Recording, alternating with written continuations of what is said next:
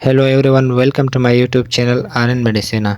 आज हम बात करेंगे कुछ बेसिक मेडिकल नॉलेज के बारे में, जैसे कि टेम्परेचर हो गया, आपका ब्लड प्रेशर हो गया, आपका पल्स रेट या हार्ट रेट हो गया, आपका रेस्पिरेशन रेट हो गया, ऑक्सीजन सेचुरेशन है और शुगर।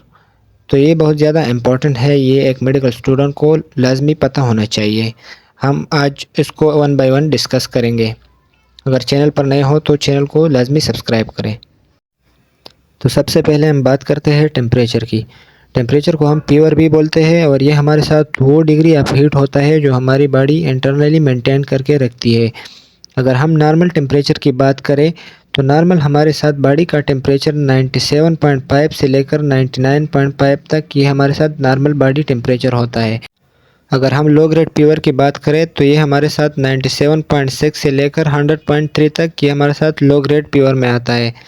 अगर किसी का टेम्परेचर जो है वो 100.3 से अबव हो जाए तो फिर हम उसको हाई ग्रेड फीवर में काउंट करेंगे कि इस पर्सन को हाई ग्रेड फीवर है। अब हमारे पास आता है ब्लड प्रेशर। सिंपली हम इसको बीपी भी कहते हैं। ये हमारे साथ वो प्रेशर होता है जब हार्ट ब्लड पंप करता है तो उस वक्त आर्टरीज की जो वॉल है उस पर एक प्रेशर पड़ता है, तो उसको हम कहते हैं ब्लड प्रेशर। नॉर्मली एक एडल्ट और यंग पर्सन का जो बीपी होता है वो 120/80 mmHg होता है। इसमें 80 को हम नीचे वाला ब्लड प्रेशर या इसको हम डायस्टोलिक बीपी भी कहते हैं। 120 को हम ऊपर वाला या हम उसको सिस्टोलिक ब्लड प्रेशर कहते हैं। और एक न्यूबॉर्न का जो नॉर्मल बीपी होता है वो 90/55 mmHg होता है। ये एक न्यूबॉर्न का नॉर्मल बीपी जो है ये इतना होता है। ओल्ड एज लोगों का नॉर्मल बीपी 150/90 mmHg होता है। लो इसको हम तब काउंट करेंगे जब बीपी 90/60 हो जाए या इससे कम हो तो फिर हम इसको लो काउंट करेंगे।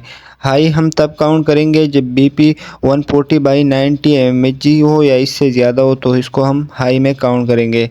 अगर बीपी हमारे साथ 150/90 mmHg से ज़्यादा हो या इतना हो तो फिर ये हमारे साथ वेरी हाई बीपी जो है उसमें काउंट होगा। अब इसके बाद हमारे साथ आता है पल्स रेट या हार्ट रेट।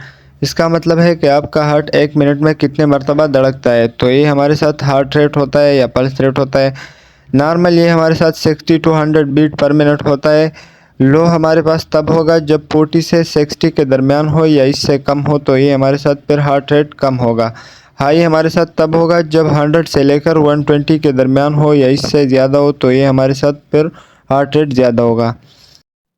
अब हमारे पास आता है रेस्पिरेशन रेट। इसको हम ब्रीथिंग रेट भी बोलते हैं। ये भी हार्ट रेट की तरह होता है। इसमें हम देखते हैं कि एक बंदा पर मिनट में कितना ब्रीथ ले रहा है, कितनी मरतबा वो सांसें ले रहा है। तो एडल्ट जो है उसका नॉर्मल ब्रीथिंग रेट होता है 12 से 20 ब्रीथ पर मिनट। न्यूबॉर्न का नॉर्मल ब्रीथिंग रेट 30 से 40 ब्रीथ पर मिनट होता है। इन्फेंट का breathing rate 30 to 60 breath per minute होता है। इसके बाद हमारे साथ आता है ऑक्सीजन सेचुरेशन या SpO2। इसमें हम देखते हैं कि जो सर्कुलेटिंग ब्लड होता है उसमें ऑक्सीजन का अमाउंट कितना है, ऑक्सीजन का मकदार उसमें कितना है। तो नॉर्मली ये हमारे साथ 95 से लेकर 100% तक ये नॉर्मल होता है ऑक्सीजन ब्लड में। अगर 91 से लेकर 94 के दरमियान आ जाए तो फिर हम कहेंगे कि ऑक्सीजन का मकदार ब्लड में कम है, लो है। अगर बिलो 90 हो जाए तो फिर ये हमारे साथ वेरी लो होगा। अब हमारे पास आता है शुगर। इसमें हम देखते हैं कि ग्लूकोज का कंसंट्रेशन ब्लड में कितना है या शुगर का कंसंट्रेशन कितना है।